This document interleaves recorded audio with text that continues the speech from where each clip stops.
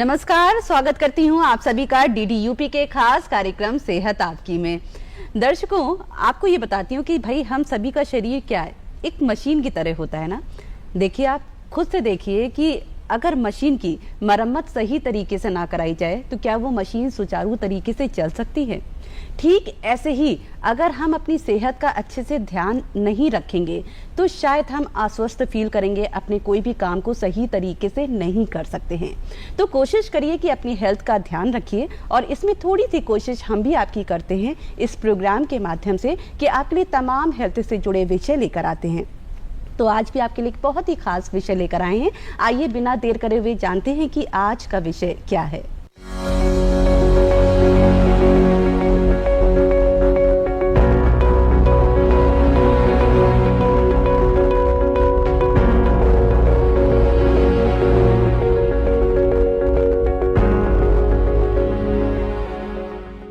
दर्शकों, आज का विषय बहुत ही खास है जो कि हम आपको बता दें, PCOD किशोरियों में एक ये खास समस्या है। इसके बारे में आज हम जानकारी प्राप्त करेंगे। अक्सर हमने देखा क्या है कि आप देखते हैं कि ये जो प्रॉब्लम्स है वो किशोरियों में बहुत ज़्यादा देखने को मिल रही है। इसका क्या कारण है? इसका एक सबसे बड़ा जो कारण है वो है हार्मोनल डिसबैलेंस। जी हाँ, जिसकी वजह से क्या होता है कि आप देखते हैं कि बहुत सी किशोरियों के जो है पीरियड्स में प्रॉब्लम हो सकती है, या फिर आप देखेंगे कि उनके चेहरे पे बाल आने लगते हैं, मुहासे होने लगते हैं, वज़न बढ़ने लगता है। ऐसी बहुत सारी प्रॉब्लम्स होती हैं। और जो सबसे ख़ास बात है वो ये होती है कि हमारी जो लाइफ स्टाइल है वो बहुत अच्छी नहीं है। हम जो भी खान पान ले रहे हैं या बहुत ज़्यादा तनाव लेते हैं, जिसकी वजह से ये प्रॉब्लम्स और ज़्यादा बढ़ जाती है। ऐसे में किशोरियों को इस विषय के बारे में जानना बहुत ही ज़रूरी है। इसके लक्षण, इसके कारण, इसके उपचार, इन सभी को जानना बेहद ही ज़रूरी है। इसीलिए आज हमने ये खास विषय चुना है। एक बार आपको विषय फिर से बता दें, किशोरियों में PCOD की प्रॉब्लम्स। और आज इस विषय पर विस्तार से हम जानकारी प्राप्त करेंगे स्टूडियो में मौजूद अपने एक्सपर्ट के माध्यम से। तो आइए बिना देर करे हुए अपने एक्सपर्ट का आपसे परिचय कराते हैं। आज हमारे साथ हैं डॉक्टर भूमिका बंसल जी। मैम, आपका बहुत स्वागत करती हूँ आज इस कार्यक्रम में। मैम, जैसा कि आज का जो विषय है PCOD जो किशोरियों में आम आजकल देखी जा रही है, इसकी क्या वजह है, क्या होता है? सबसे पहले तो हम आपसे ये जानना चाहेंगे और इसके क्या क्या लक्षण होते हैं। तो मैं आपको बताऊं, PCOD या पॉलीसिस्टिक ओवेरियन डिजीज आज की तारीख में लगभग 15 से 20% स्कूल गोइंग गर्ल्स में हम लोग देखते हैं जी। इनफैक्ट किसी न किसी PCOD से जुड़ी हुई दिक्कत के साथ लगभग हर तीसरी OPD में आने वाली महिला इस बीमारी से ग्रस्त होती है। PCOD में सबसे कॉमन 3 फीचर्स पाए जाते हैं। या तो अल्ट्रासाउंड में हमें ओवरीज की अपीयरेंस पॉलीसिस्टिक दिखाई दे। दूसरी चीज़ ये है कि पीरियड्स की कुछ अनियमितता हो महिला को जी। और तीसरी चीज़ मेल हार्मोन एक्सेस के फीचर्स पाए जाएं, जैसा कि आपने अभी डिस्कस किया, फेस पे मुहासों का होना या अनचाही जगहों पे बाल का होना। ये सारे PCOD के लक्षण हैं। ओके मैम, बहुत से लोगों को शायद ये नहीं पता होता है कि उनको लगता है कि PCOD या PCOS ये दोनों अलग अलग चीज़ हैं कि एक है। तो इसके बारे में हम आपसे थोड़ा जानना चाहेंगे। PCOS, PCOD ये सारी आम भाषा में इस्तेमाल करे जाने वाले एक ही बीमारी को संबोधित करने वाले अलग अलग शब्द हैं। अच्छा मैम, इसके ऐसे कौन कौन से कारण हैं जो आजकल किशोरियों में ज़्यादा देखने को मिल रहे हैं और ये प्रॉब्लम्स उनमें बहुत ज़्यादा बढ़ रही हैं? सबसे इम्पॉर्टेंट है हमारा लाइफस्टाइल, जो कि एक जनरेशन में बहुत मैसिवली चेंज हो गया है जी। आप अगर ध्यान दें तो जब 20 इयर्स बैक या 25 इयर्स बैक जब हम लोग छोटे थे तो स्कूल्स में गेम्स का बहुत ज़्यादा चलन होता था जी। घर में फिजिकल एक्टिविटी का बहुत ज़्यादा चलन होता था। स्पेशली गर्ल्स शाम को सब स्कूल ख़त्म करके बाहर जाते थे, फ्रेंड्स के साथ खेलते थे। आजकल जो हम लोगों की लाइफस्टाइल है वो ऐसी हो गई है कि सब अपने घरों में सीमित है जी। फिजिकल एक्टिविटी बहुत कम हो गया है, प्लस डाइट, जो बाहर का खाना या चिप्स है, मैगी है, हम लोग एज स्कूल गोइंग स्टूडेंट्स या स्कूल गोइंग गर्ल्स बहुत कम खाते थे। आज के बच्चों को बहुत फ्रीली अवेलेबल है, जिसकी वजह से PCOD बहुत मैसिवली और एक almost I would say epidemic के फॉर्म में नजर आ रहा है। सो सबसे इम्पोर्टेंट कारण PCOD का है लाइफस्टाइल चेंज और डाइट का बहुत ही आई वुड से डाइट में बहुत ज़्यादा जंक फूड का समावेश हो जाना। तो मतलब कुल मिलाकर अपने दर्शकों से भी हम कहना चाहेंगे कि देखिए अभी जैसा कि हम बात कर रहे थे कि जो हमारी लाइफ स्टाइल है वो जो है एक संतुलित होना बहुत ज़रूरी है। जो भी हम डाइट ले रहे हैं वो संतुलित लें। और सबसे बड़ी बात जो मैम आपने बताई है कि आजकल क्या हो रहा है कि आउटडोर गेम्स वाकई बंद हो गए हैं। Everybody is in their tablets. हमारी जो स्कूल की प्रणाली है वो भी इस चीज को बहुत ज्यादा आजकल इनकरेज कर रही है कि पढ़ाई टैबलेट्स में हो, मोबाइल फोन्स में हो, कंप्यूटर्स पे हो। कोविड में ऑनलाइन क्लासेस का चलन बहुत बढ़ गया है। तो जो स्कूल में एक फिजिकल एजुकेशन था जिसपे एम्फेसिस होता था, वो मैं ये कहना चाहती हूँ कि स्कूल्स में भी बहुत कम हो गया है। बिल्कुल सही आप कह रहे हैं, क्योंकि बहुत सारी चीजें आप देखिए कि घर पे ही बच्चे हैं, अगर आप उनको बाहर भी कहना चाहेंगे कि आउटडोर गेम्स है, वो इतना ज्यादा इन्वॉल्व नहीं होते क्योंकि उनको घर पे ही लगता है कि जब सारी चीजें घर पे, सारी फैसिलिटीज घर पे मिल रही तो हम बाहर वीडियो गेम्स हैं, मोबाइल गेम्स हैं। तो जो एक फिजिकल एक्टिविटी होती थी, जो शाम में सारे बच्चे जाते थे, बॉयज क्रिकेट खेलते थे, गर्ल्स बैडमिंटन खेलती थी या कुछ ऐसे दौड़ने भागने वाले गेम्स खेलते थे, वो आजकल बिल्कुल देखने को नहीं मिलते हैं। इसी में आपसे जब आपने इतनी सारी चीजें बताई कि इंडोर की तरफ जो है बच्चे ज्यादा रहते हैं, घर पे ही सारी चीजें एंजॉय करने की कोशिश करते हैं, तो ऐसे में जो बच्चों में तनाव है शायद हमें वो नहीं दिखता है या डिप्रेस हो रहे हैं, हमें नहीं पता चल रहा है क्योंकि वो तो अकेलापन बहुत ज्यादा है। तो इसका स्ट्रेस भी कहीं ना कहीं इसमें इन्वॉल्व है, क्योंकि देखिए आपको पढ़ाई का स्ट्रेस है तो आप अब उसको शेयर नहीं कर पा रहे हैं। आप you are not mingling with people of your age. आप बाहर निकल के फ्रेंड्स के साथ नहीं खेल रहे हैं, उनके साथ शेयर नहीं कर रहे हैं। सो वो कहीं ना कहीं स्ट्रेस, पढ़ाई का स्ट्रेस, पढ़ाई को लेके अननेसेसरी प्रेशर फील करना, बहुत सारी ऐसी दवाएं खाना, सोने के लिए दवा खाना, 13 साल की, 12 साल की लड़कियां सोने के लिए दवाएं खा रही हैं, डिप्रेशन के लिए दवाएं खा रही हैं। कहीं ना कहीं ये सारे बॉडी के हार्मोनल बैलेंस को चेंज कर देता है। तो मैम ये कारण के साथ साथ क्या कुछ आनुवांशिकता से भी इसका कुछ रिलेशन है? बिल्कुल। तो पीसीओडी का सबसे इम्पोर्टेंट कारण है, एक हार्मोन होता है बॉडी में जिसको हम इंसुलिन हार्मोन कहते हैं।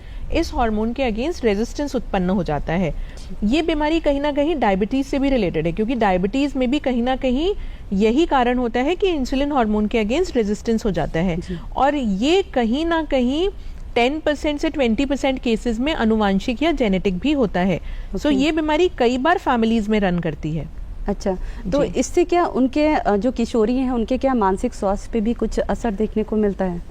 देखिए, जैसा कि हम लोगों ने पहले डिस्कस करा, पीसीओडी में मोटापा बहुत कॉमन है, फेस पर एक्ने का या मुहासों का होना बहुत कॉमन है और ये बहुत यंग एज से चालू हो जाता है। मेल हार्मोन एक्सेस के फीचर्स होना बहुत कॉमन है, बालों का सर पे कम होना और अनचाही जगहों पे बाल का आना। तो कहीं ना कहीं ये बॉडी इमेज कॉन्शियसनेस या फिजिकल अपीयरेंस का इतना अच्छा ना होना किशोरियों के मानसिक स्वास्थ्य पे भी प्रभाव डालता है। ओके मैम, इसके अलावा और क्या क्या इंटरनल प्रॉब्लम्स हैं जिसको जो है एक किशोरी को फेस करना पड़ता है?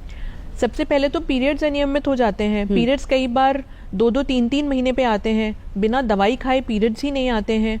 और किसी किसी लड़की को या महिला को पीरियड्स जल्दी जल्दी भी आते हैं, 15-15 दिन पे भी आते हैं, 15-20 डेज तक भी चल सकते हैं। तो सबसे पहले पीरियड्स अगर इतने इरेगुलर हो तो आपका डेली लाइफस्टाइल बहुत हैम्पर हो जाता है, बहुत परेशानियों का सामना करना पड़ सकता है।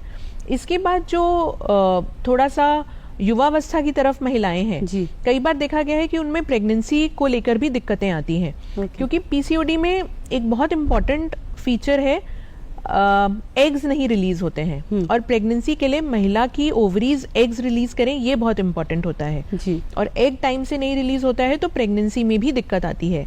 इनफैक्ट देखा गया है कि लगभग 30% फीमेल्स जो कि पीसीओडी से ग्रस्त हैं, उनमें प्रेगनेंसी को लेके कहीं ना कहीं दिक्कत है। आईवीएफ के रेट्स बढ़ते चले जा रहे हैं आजकल महिलाओं में इन्हीं सब कारणों से। मैम, इसका तनाव जो आपने बताया कि तनाव इसका एक मुख्य कारण है, तो तनाव की वजह से देखिए बहुत सारी बीमारियां, बहुत सारी ऐसी प्रॉब्लम्स जो है वो क्रिएट होती हैं बॉडी में। तो क्या जो है हम देखते हैं कि छोटे छोटे बच्चों को आजकल थायराइड की प्रॉब्लम हो रही है, तो क्या पीसीओडी की जो ये समस्या है ये इसमें और भी ज़्यादा दिक्कत कर सकती है? थायराइड हार्मोन की दिक्कत होना पीसीओडी की समस्या को बढ़ा सकता है, बिकॉज थायराइड हार्मोन की दिक्कत से भी मोटापा देखा जा सकता है, स्पेशली अगर थायराइड हार्मोन के लेवल्स बॉडी में कम है। और थायराइड हार्मोन्स के लेवल कम होने से भी आपको हेयर लॉस का आप शिकार हो सकते हैं, पीरियड्स इरेगुलर हो सकते हैं, तो ये बेसिकली पीसीओडी से उत्पन्न समस्याओं को और बढ़ा देता है। ओके तो मैम ऐसे में जब इतनी सारी प्रॉब्लम्स हैं तो इसका किस तरीके से क्या उपचार है, मतलब क्या ऐसी और भी चीज़ें हैं जो किशोरी या फिर हमारी जो जितनी भी युवा महिलाएं करें तो वो इस प्रॉब्लम से जो है निजात पा सकती हैं? एक चीज़ तो जो हम अपने लेवल पे करें कि हर फीमेल को और हर पेरेंट को इस बारे में जागरूक होना चाहिए। सो फीमेल्स में बहुत इंपॉर्टेंट है फिजिकल एक्टिविटी का होना, और एक यंग एज से ही उनको इनकरेज करना चाहिए आउटडोर गेम्स खेलने के लिए, फिजिकली एक्टिव होने के लिए। जैसे पहले ना स्कूल्स बच्चे साइकिलिंग करके जाते थे, वो एक तरीका हो सकता है। मैं इनकरेज करती हूँ जिस भी स्कूल में मैं टॉक के लिए जाती हूँ कि स्कूल प्रिंसिपल्स को इंश्योर करना चाहिए एक गेम्स पीरियड या पीटी पीरियड हर क्लास के लिए होना चाहिए, ताकि एटलीस्ट घर पर अगर संभव ना हो तो एटलीस्ट 30 मिनट का एक रेगुलर एक्सरसाइज स्कूल में हो सके। तो सबसे इम्पॉर्टेंट है 30 से 35 मिनट डेली एक्सरसाइज करना जी। और वो एक्सरसाइज ऐसा नहीं है कि आप बेड पे बैठ के कुछ कर रहे हैं, it has to be a proper physical aerobic exercise, जैसे रनिंग है, जॉगिंग है, स्किपिंग है, एरोबिक्स है, जुम्बा है, डांसिंग है, या कोई भी स्पोर्ट है जो कि आप स्कूल में खेल सकते हैं या अपने फ्रेंड्स के साथ शाम को खेल सकते हैं। दूसरी चीज़ ये है डाइट बहुत नियमित होनी चाहिए। It has to be a low carb, high fibre, high protein diet. तो जो हम अपने लेवल पे कर सकते हैं कि खाने में जंक फूड कम हो, जो ये pizza, burgers, chips, cold drinks बहुत इजीली अवेलेबल हैं, और पेरेंट्स भी अपने बच्चों को ना थोड़ा सा पेसिफाई करने के लिए बहुत इजीली दे देते हैं आजकल। तो कई बार वीकेंड से स्टार्ट होता है और फिर जोमेटो, स्विगी बहुत फ्रीली अवेलेबल है, तो हर दूसरे तीसरे दिन बच्चे खुद ही घर पे मंगा के खाने लग जाते हैं। तो ये सारी चीज़ें ना हो, स्कूल्स की कैंटीन्स में हेल्दी खाना सर्व हो, तो ये 2 इम्पॉर्टेंट चीज़ें हैं। इसके अलावा जब भी फीमेल्स या पेरेंट्स देखें कि बच्चों के पीरियड्स इरेगुलर हैं या मोटापा कंट्रोल में नहीं है या एक्ने इतना ज़्यादा है जो कि डर्मेटोलॉजिस्ट की छोटी मोटी क्रीम से भी सेटल नहीं हो रहा है, तो फिर एक गायनोकोलॉजिस्ट से चेकअप ज़रूर करवाएं। और इन पीरियड्स को रेगुलराइज करने के लिए हम लोग कुछ हार्मोनल मेडिकेशन या बर्थ कंट्रोल पिल्स देते हैं जिससे कि पीरियड्स टाइम से आ जाते हैं। कई बार इंसुलिन हार्मोन की रेजिस्टेंस कम करने के लिए बच्चों को दवाएं देनी पड़ती हैं, बट मैं फिर बोलूँगी कॉर्नर स्टोन थेरेपी का यही है कि एक्सरसाइज करें और खान पान का ध्यान रखें। मैम जिन किशोरियों को पीसीओडी डिटेक्ट हुआ है तो उनको क्या करना चाहिए और वो इस प्रॉब्लम से कैसे जो है निजात पा सकती हैं? ये एक ऐसी बीमारी है जैसा कि मैंने पहले भी बताया, it is related to diabetes जी। जैसे कि डायबिटीज़ है, आप कभी भी उससे निजात नहीं पा सकते हैं। बाय सर्टेन मेजर्स आप सिम्टम्स को कंट्रोल में रख सकते हैं। तो जो बातें आपसे कही गई, एक्सरसाइज है, खान पान का ध्यान रखना है, कुछ दवाएं अगर पीरियड्स को रेगुलराइज करने के लिए आपको दी जा रही हैं, जब तक वो आप करते रहेंगे सिम्टम्स कंट्रोल में रहेंगे। आप 3 महीने एक्सरसाइज करेंगे, हो सकता है आपके पीरियड्स खुद से टाइम से आने लग जाएं, एक्ने कम हो जाए, जैसे ही छोड़ेंगे फिर से ही रीसरफेस कर जाएगा। ओके मैम, इसके अलावा जो है किशोरियों में जब पीसीओडी है, जैसे सिस्ट का जो है प्रॉब्लम जो है बढ़ जाता है, तो उस वक्त और क्या क्या मतलब उनको चीज़ें फेस करनी पड़ती हैं और क्या क्या दिक्कतें उनके सामने आ सकती हैं, इसके बारे में? आपने एक बहुत पर्टिनेंट क्वेश्चन पूछा। पीसीओडी, सबसे पहले तो मैं ये बता दूं, इसमें कोई सिस्ट्स नहीं होती हैं ओवरीज में। अक्सर लड़कियों को, और जो ऐसे कॉमन भाषा में बात करी जाती है कि ओवरीज में सिस्ट्स बन गई हैं, हालांकि पीसीओडी में ओवरीज में कोई सिस्ट्स नहीं होती हैं। ये नाम एक मिसनोमर है। पीसीओडी में ओवरीज में छोटे छोटे इमेच्योर फॉलिकल्स होते हैं जो टाइमली मैच्योर होके एक एग रिलीज नहीं करते हैं, and this is what is polycystic ovarian disease. इसमें जो पॉलीसिस्टिक शब्द है, इसका मतलब ये नहीं है ओवरीज में कई सारी सिस्ट्स हैं, ये डिनोट करता है कि ओवरीज में कई सारे इमेच्योर फॉलिकल्स हैं। तो पहली बात तो ये कि ओवरी में कोई सिस्ट नहीं है। दूसरी चीज ये कि जैसे हमने बात करी कि और क्या प्रॉब्लम्स फेस कर सकती हैं, एक तो फिजिकल प्रॉब्लम्स हो गई, वेट गेन है, फेशियल फीचर्स का डिस्टॉर्ट हो जाना है। दूसरी चीजें आगे चल के प्रेगनेंसी रिलेटेड प्रॉब्लम्स हो सकती हैं, डायबिटीज हो सकता है आगे चल के इन लड़कियों को। तो अगर शुरू से ही एहतियात रखें, स्पेशली जिन फैमिलीज में ये रन कर रहा है, तो बहुत सारी चीज़ों से आगे चल के बचा जा सकता है। मैम, आपने कहा कि जैसे जो है डायबिटीज़ या बहुत सारी प्रॉब्लम्स हो सकती हैं, लेकिन अगर छोटे से ही बात करें कि बहुत से जो है बच्चों को आप देखेंगे कि छोटी अवस्था में जो है डायबिटीज़ की प्रॉब्लम है या थायराइड हो गया है, तो ऐसे में जब उनको पीसीओडी होता है तो जो घर वाले हैं, इतनी सारी प्रॉब्लम्स हैं, दूसरा एक ये प्रॉब्लम और है, तो उस वक्त जो है आप उनको क्या कहना चाहेंगी कि वो किस तरीके से अपने को संभालें और अपने बच्चों को जो है मोटिवेट करें? सबसे पहली प्रॉब्लम तो ये है, जब भी किसी पेरेंट को बताएं ना कि बच्चे को एक्सरसाइज की ज़रूरत है, उनका पहला स्टेटमेंट ये होता है, डॉक्टर साहब बच्चे को तो कोचिंग भी जाना होता है, स्कूल की भी पढ़ाई करनी होती है, तो टाइम कैसे निकालें? बिल्कुल, है ना। तो आजकल वो जो स्टडीज़ का अनड्यू प्रेशर है वो भी कहीं ना कहीं रिस्पॉन्सिबल है। तो मैं तो हर समय मतलब I really want to encourage the school principals कि स्कूल्स में कुछ व्यवस्था करी जाए, एटलीस्ट हाफ एन आवर का कंपलसरी गेम्स पीरियड या फिजिकल एक्टिविटी का कोई सेशन होना चाहिए, जिससे बच्चों को स्कूल्स में हम इनकरेज कर सकें। क्योंकि घर पे ना पेरेंट्स के लिए बड़ा मुश्किल होता है। हर बच्चा, छोटे से छोटा बच्चा, चाहे 6th स्टैंडर्ड में है या 7th स्टैंडर्ड में है, सब बच्चे आजकल कोचिंग ट्यूशन कर रहे हैं जी। IIT एंट्रेंस की कोचिंग पहले 11वीं 12वीं में होती थी, फिर 9वीं कक्षा से चालू हुई और अब कई बार 6th स्टैंडर्ड से ही फाउंडेशन कोर्सेज चालू हो जा रहे हैं। तो पेरेंट्स को ये समझाना कि बच्चे घर पे आके 30 मिनट्स का एक्सरसाइज करें, कई बार हमारे लिए बड़ा मुश्किल होता है। बिल्कुल, बिकॉज पेरेंट्स का भी फोकस ये होता है कि बच्चा जो बचा कुचा टाइम है उसमें कोचिंग चला जाए या ट्यूशन चला जाए। बिल्कुल, तो ये बिल्कुल नहीं करना है। कोशिश करिए कि आप, ठीक है बच्चा, पढ़ाई इंपॉर्टेंट है, सारी चीजें ठीक है, लेकिन आउटडोर गेम्स भी बहुत ज्यादा, फिजिकल एक्टिविटीज भी बहुत ज्यादा इंपॉर्टेंट है। अगर आउटडोर गेम्स पॉसिबल नहीं है, से फॉर एग्जाम्पल आप ऐसी जगह रह रहे हैं जहाँ पे कंपनी नहीं है, मैं कहती हूँ कि इंटरनेट आजकल फ्रीली अवेलेबल है, कुछ ऑनलाइन डांस वीडियोस देख के आप अगर घर में 30 मिनट्स का कुछ डांस या बहुत सारी चीजें हैं, डांस या जुम्बा कर सकें तो that will also go a long way. Okay ma'am, अभी हमने किशोरियों की बात करी, लेकिन अगर हम किशोरी से आगे आकर महिलाओं की बात करते हैं, तो महिलाएं जिनको पीसीओडी की प्रॉब्लम है, क्या प्रेगनेंसी वो जो है प्रेग्नेंट हो सकती हैं या नहीं हो सकती हैं, या फिर कौन कौन से कॉम्प्लिकेशंस आ सकते हैं, इसके बारे में थोड़ा सा जानना चाहेंगे हम। तो जैसा कि मैंने बताया, पीसीओडी की सबसे इम्पॉर्टेंट प्रॉब्लम ये है कि उसमें कई बार एग्स टाइमली रिलीज नहीं होते हैं, और मेंस्ट्रुअल साइकिल में टाइमली एग का रिलीज होना प्रेगनेंसी के लिए बहुत इंपॉर्टेंट होता है। या कई बार एग्स ऊपर नीचे, जैसे अमूमन देखा जाता है कि 14वें 15वें दिन एक मासिक साइकिल में एग को रिलीज होना चाहिए, बट कई बार पीसीओडी में वो 45वें दिन रिलीज हो रहा है या 50वें दिन रिलीज हो रहा है। तो प्रेगनेंसी प्लान करने का सही टाइम क्या है, कपल्स को कई बार इस बात की भी जानकारी नहीं हो पाती है, जिसके कारण प्रेगनेंसी होने में बहुत टाइम लगता है, या लोगों को उपचार की ज़रूरत पड़ती है, IVF ट्रीटमेंट लेना पड़ता है या कुछ और असिस्टेड रिप्रोडक्टिव ट्रीटमेंट लेना पड़ता है। तो प्रेगनेंसी का डिफ़िकल्टी से होना सबसे पहली दिक्कत है। ये इनफर्टिलिटी ट्रीटमेंट लेना पड़ता है कपल्स को, ये सबसे पहली दिक्कत है।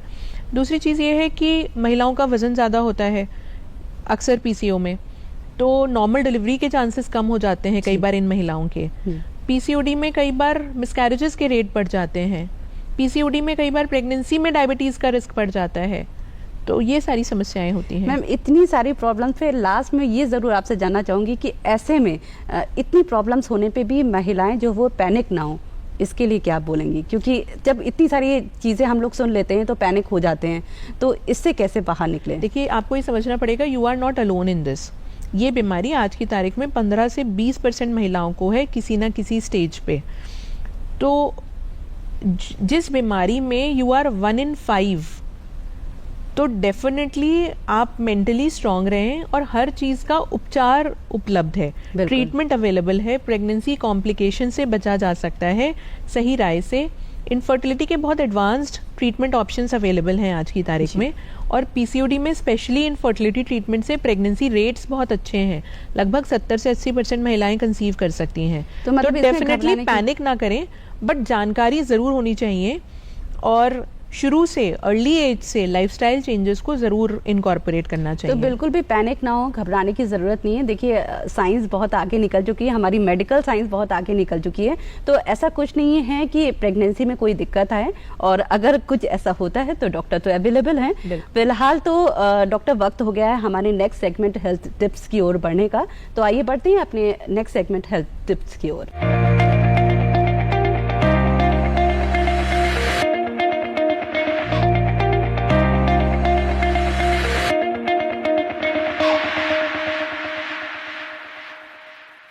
डॉक्टर, जैसा कि अभी आपने इतनी सारी बातें बताएं कि पीसीओडी में क्या क्या प्रॉब्लम्स हो सकती हैं, उनको हम कैसे जो है दूर कर सकते हैं, और साथ ही साथ जब आज हम हेल्थ टिप्स में बात कर रहे हैं तो आपसे एक बार ज़रूर जानना चाहेंगे किस तरह का खान पान अपनाएं।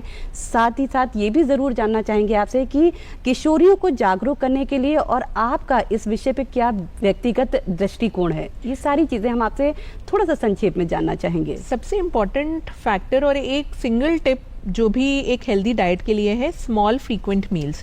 कभी भी एक साथ बहुत ज़्यादा ना खाएं, छोटे छोटे पोर्शंस में खाएं और 2 to 3 आवर्स पे कुछ एक मील लेते रहें, मतलब शॉर्ट मील्स लेते रहें। और एक की स्टोन है जो हर व्यक्ति को पता होना चाहिए, ना सिर्फ फीमेल्स को, 3 मेजर मील्स और 3 माइनर मील्स। इस तरीके से अपनी डाइट को डिवाइड कर लें।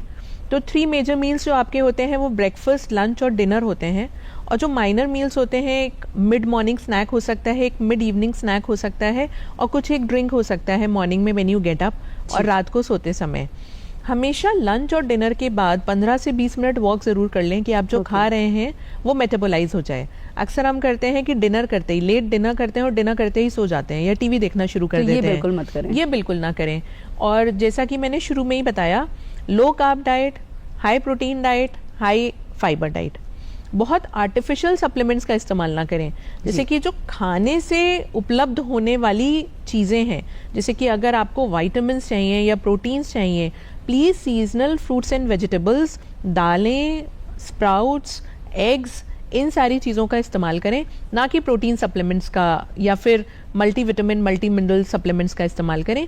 इसका कहीं ना कहीं बॉडी पे विपरीत प्रभाव पड़ता है। ओके, ये सारी बातें आपने बताई हैं और बहुत ही इंपॉर्टेंट चीज़ें हैं। उम्मीद करती हूँ कि जो हमारे दर्शक हैं, खास कर जो है महिलाएं और किशोरियों की बात करें, तो डॉक्टर ने जैसा कि बताया, जितना आप हाई रिच प्रोटीन लेंगे, जितना जो है आप फाइबर से युक्त चीज़ें लेंगे, और साथ ही साथ जो आपकी लाइफ स्टाइल है वो अच्छी होना ज़रूरी है, तब आप जो है इस पीसीओडी की प्रॉब्लम से कहीं ना कहीं जो है थोड़ा बहुत निजात पा सकते हैं। निजात नहीं पा सकते हैं, आप बच भी सकते हैं। बिल्कुल। तो फिलहाल तो डॉक्टर साहब, आपने इतना कीमती समय निकाला और इतनी अच्छी जानकारी इस विषय से जुड़ी हुई दी, उसके लिए आपका बहुत बहुत धन्यवाद। और इसी के साथ साथ अपने दर्शकों से हम कहना चाहते हैं कि ये विषय आपको कैसा लगा, इसके अलावा आपको हमारा कार्यक्रम कैसा लगता है, ये सारी बातें अगर आप हमें बताना चाहते हैं तो उसके लिए आपको हम ये बता दें कि हमारे सोशल मीडिया हैंडल्स पर कई सारे लिंक्स दिखाए जा रहे हैं, जिनके माध्यम से आप अपने सुझाव हम तक पहुंचा सकते हैं।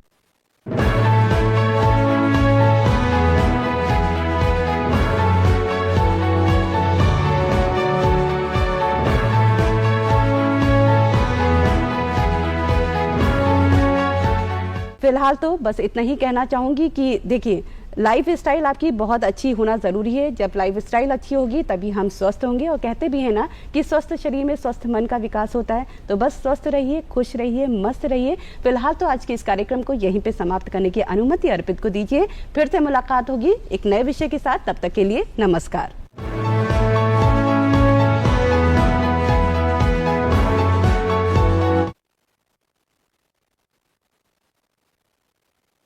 हर पल यहाँ जोखिम, हर मोड़ पे धोखे, इस दुनिया का ये कोड है, हैकर से कैसे बचोगे।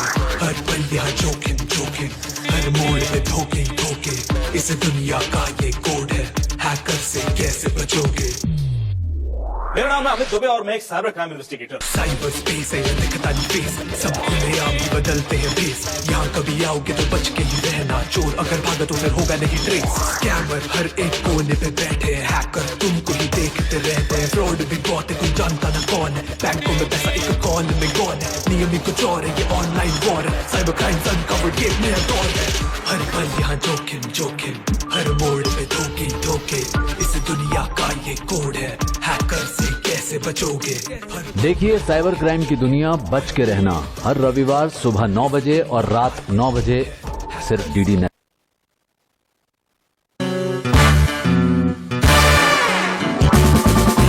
जीवन की